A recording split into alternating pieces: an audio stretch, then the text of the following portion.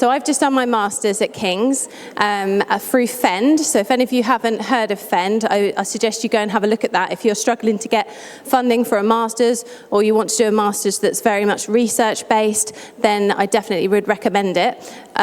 So I didn't have to pay for my master's. It was funded by FEND, Federation of European Nurses and Diabetes. And as part of that, obviously you have to do a dissertation. So my dissertation was about exploring the impact of wearable diabetes technology on sexual activity in people living with type 1 diabetes. And as many of you know, I live with type 1 diabetes, and this probably sprung from losing a few Libras. And I was talking to Beth when I was trying to decide what was my dissertation going to be, and she was like, "What do you love the most?" So that's how we came up with this conversation. So a bit of an introduction. Obviously, we've been talking all about diabetes today. It's very difficult to manage diabetes. Close monitoring is essential to reduce long-term, short-term complications. We know about all of the devices that we have, so with lots of different CGMs and lots of different insulin pump therapies. But there's very little research on the impact that these wearable diabetes technologies have on sexual activity. So that was my aim. A little bit of background. Obviously, we've got lots of guidance coming out. The new guidance now, the hybrid closed loop guidance, about to drop any day now. So more and more and more people with type 1 diabetes are going to be wearing this kind of tech. So I did a bit of a literature review to try and find out what was available, what was already out there. And basically, I didn't find very much. I found 11 articles, and then when I got it down, there was actually only 3 that explored this in any kind of detail, and they were all anonymous surveys. So no one's ever spoken to anyone about it. It's always been kind of anonymous surveys. There were some other studies where they weren't, the topic they were studying was not sex, it was living with type 1 diabetes per se. And part of their topic was, and what about sex, in a kind of little bit on the end. So these are the ones that I included in my literature review at the beginning of my dissertation. So as I said, I couldn't find any that did interviews with people. They were just surveys of the more specific. Some of the ones that were less specific had interviews, but obviously the interview was mainly about living with type 1 or, and a tiny bit about sex. So the findings from the literature review, the very small literature review, was that people had issues with cannulas. People had issues with having to disconnect their pump for sex. They worry about body image. They worry about what people think about them. And sex was actually a reason for people not getting pumps. In people that had refused pumps, about 10 to 25% of those people, the sex was the reason why they didn't want to get the pump, because they was like, what are they going to think of me? So it became very evident that there were no interviews. So that's what I did. I aimed to interview people. I covered a range of things. I didn't want to go straight into the sex talk. So I had to warm them up a little bit first. We talked about, what's it like to live with type 1? What kind of stuff do you wear? What kind of sensors have you worn? What kind of pumps have you worn? That kind of stuff. I also asked them about what education have you had from healthcare professionals, and what things might you like to tell device companies about their devices that would make it easier for sexual activity. So threat framework analysis was my methodology in my dissertation, but I don't think you really want to hear about that. I had to read all the transcripts, get them all into this thing called NVivo, and then spend hours and hours and hours. Some of these transcripts were like 19 pages long, because we were just talking for an hour, because once you start talking to people about stuff, they love it. They just like, and I had 11 interviews, and I just had so much data to try and get into some sort of coherent stuff. So a bit about reflexivity and trustworthiness. So obviously I live with type 1 diabetes, so that could have had an impact on our conversations. Many of the participants, because I put this out over social media, people know me on social media, and so actually a lot of the people that volunteered were also healthcare professionals, and some of them they knew me from social media. So I tried to limit bias as much as I could, but there will be some bias in it. And I also added loads of quotes into everything that I did in my dissertation to make it so that it's not me saying, it's them saying it. And I had ethical approval, obviously, from King's. So 21 participants contacted me, said, I'm interested in the study. I got 12 people to consent and take part in the study, but then one was cancelled. So I did 11 interviews in the end, and all of that data was ready for analysis. So this is the participant table. So, roughly 50-50 kind of male, female. I had all white, either white British, white Irish, white other. There were no people from any other ethnic background. And age ranges from kind of 18 to, 50, 59, no young adults in the study. So duration of diabetes between 14 and 50 years, and most people that took part in the study had at least a degree level, and some people had masters, some people had PhDs, but like I said, a lot of my volunteers were healthcare professionals. These are the types of devices they used across their lifetime. So I asked, from day one to now, what have you used? And literally, I got every single pump, every single CGM, pretty much got told about all of them and what the problems were. So obviously we have to talk about themes. So we've got relationships, sexual activity, what the impact is on sexual partners, what the impact is on sexual activity, what their ideas were about strategies to improve knowledge with people, and obviously suggestions for designers of the wearable technology. So summary of findings. People had real trouble establishing relationships if, say it was a new relationship, one night stand. Having to have that conversation about diabetes before you even really know that person, feeling about being prejudged for having a condition because people don't understand it, that came up a lot, really a lot. And so some people didn't want to disclose their diabetes.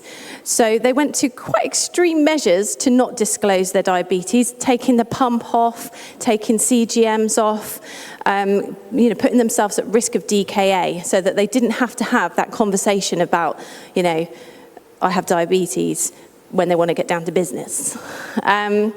Some people had worries about committing to someone with a medical condition because it's very obvious I have this long-term medical condition now because I've got everything on me today. So you got CGM, you got pump, just it's really obvious that there's that medical condition.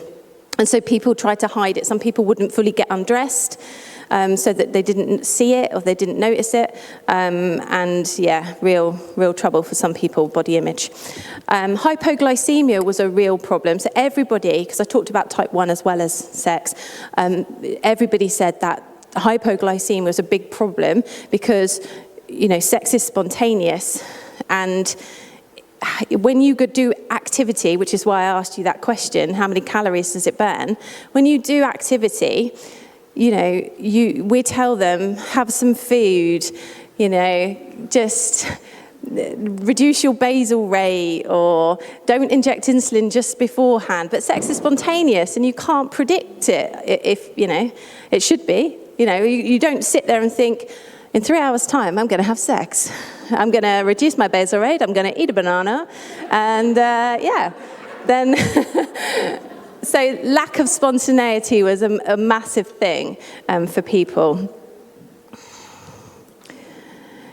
And devices, one guy was saying this, he had a Omnipod patch pump, and he was saying he could hear it click. So, I was like, can't you just click with the rhythm? It's probably a bit too fast, I don't know. But he said the clicking was a complete turn-off. And so he actually then started to not have sex until it was a pump change day. So he'd time his sexual activity every 3 days, every time he needed to change his patch pump. Yeah. Another lady was talking about scratchy cannulas. So nobody had ever told her, just put the clip on it and it won't scratch anyone anymore. And that would have been about her third pump. Somebody had then gone, you can actually put the clip on during sex. It's not just for swimming. You can put it on for sexual activity and it won't scratch your partner. It's a distraction. People there's part of people's mind that is not focused on sexual activity because they're thinking about their diabetes. They're thinking, am I going to go low? Am I going to go high? How long have I had my pump off? Am I going to be in trouble after this? They can't physically relax and think, I'm just going to let go and worry about it later. Annoying alarms. So there's this one guy, he was having this one night stand and the alarm went off and he's like, no, it's fine. So it vibrates at first and he's like, no, it's fine, turn it off. And then it's screaming. This alarm is absolutely like a massive siren because he's hypo. And too rightly, he's hypo, he needs to treat it. But he's like, don't worry about this absolutely really loud alarm. I'm just going to go and put it in a cupboard and wrap it up in a towel and chuck it in a cupboard. So yeah, really, really intrusive those alarms are. Most people remove their tethered pumps for sex, as you would imagine. They just unclip it, and that's fine. Obviously, they're not going to take off a patch pump. They're not going to take off a CGM. But some people, especially those on hybrid closed loops, didn't know what to do, because these things are automatically giving you insulin, reducing your insulin. Do I take it off? Do I suspend it? But if you suspend it, some of them, you've only got 15 minutes, and 15 minutes ain't long enough. So, that was an issue. Every single person had dislodged a cannula or dislodged a Libra sensor during sexual activity. So that was a big problem as well. So what they wanted was education from healthcare professionals. I don't know what we're going to tell them. And maybe this is something we should do as a group. Maybe a leaflet about the frequently unasked questions. And for the designers, size matters. They really want everything to be a lot smaller. And from what we've seen today from EASD and that, things are starting to become smaller. So that's good. They wanted different tubing lengths so they could, leave it halfway down the bed if it was still connected to them. They wanted different types of cannulas because people were saying that, you want to be able to get the cannula off quick in the moment, but also you don't want it to fall off when you don't want it to fall off in the middle of the day when you're not having sex. Sort out the alarms. We need more time than 15 minutes. That's not long enough. Because not even just for sexual activity, just go and have a bath. They don't want to they don't want that alarm going mad after 15 minutes. And most people were saying, they want it connected to CGM because they were saying if their glucose level is in range, they're more likely to have sex. Because if you're low or you're high, you don't feel like it. You can feel unwell. So yeah, if it's in range, then they're more likely to have sex. So obviously, in discussion, it's had type 1 in general has a negative impact on relationships. Other studies have shown this in cancer, bladder, bowel disease. Long-term conditions have impacts on people's relationships. It impacts their self-esteem, their body confidence, and disclosing their condition to partners is very difficult for some people. And obviously, type 1 diabetes is only 8% of diagnosis. So most people think you've got diabetes, you've got type 2. And so there's that prejudgment sometimes, and people will come in. I had a conversation with a tattoo. I had my tattoo redone. Long story. I won't go into it. And I said, I've got type 1 diabetes because obviously she saw the Libra, and she's like, my nan had that. She had her leg amputated. You don't want to have those conversations about that with people that just don't get it. You just don't understand it, so don't even ask the question. You don't want to have that conversation. So that's a problem. So they face judgments, they face stigma, and sex may take place before relationships become committed. And whereas of technology, that disclosure has been taken away from them. They've got to disclose it because they're covered in sticky things. And it's like, well, what is that? I think nowadays we can probably say, because Libra is now being used for sports, it's just my sports. I'm just monitoring my fat burning or something like that. We'd probably get away with it now, but a big pump full of insulin, probably not. Oh, my thing's not working. So hypoglycemia and erectile dysfunction. So there's lots of talk about erectile dysfunction, lots of research into erectile dysfunction, but it's all about cardiovascular disease and hypertension and metabolic syndrome, high cholesterol, all of that kind of stuff. There's very little research about the impact of the glucose in the moment. So low blood sugars, if your blood sugar's low, nothing's coming up till the glucose comes up. And then there's no kind of research in women either. So there's very little research in men about the hypo at the time of sexual activity, but in women there's nothing, there's absolutely nothing. So that's something that maybe could be researched in the future. Yeah, I think that's... Oh, but then obviously wearing this technology reduces your hypo. So if you're not in hypo, you're more likely to have sex. So there's pros and cons there, really. So we'll have our answer, please, to our question, if you can get it up. Boom! So most people were saying reverse cowgirl. I like your thinking. But the actual answer, if we have my slides back...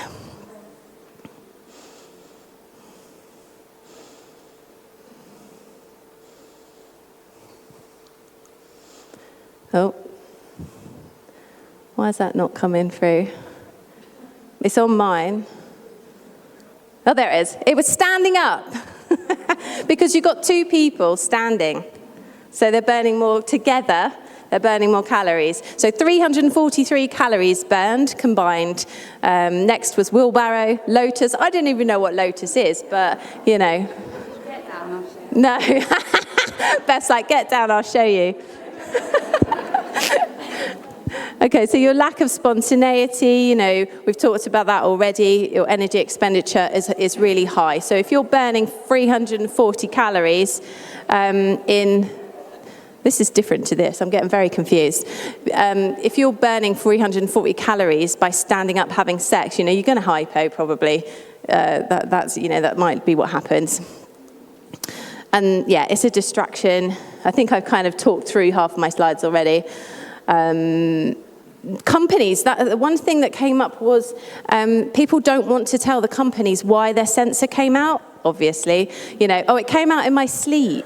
But the companies don't know that all these sensors, all these things are coming out during sexual activity. So there's no research being done into making them better because they don't know about it, because everybody lies. They'll say it fell off in their sleep. And we don't talk about it.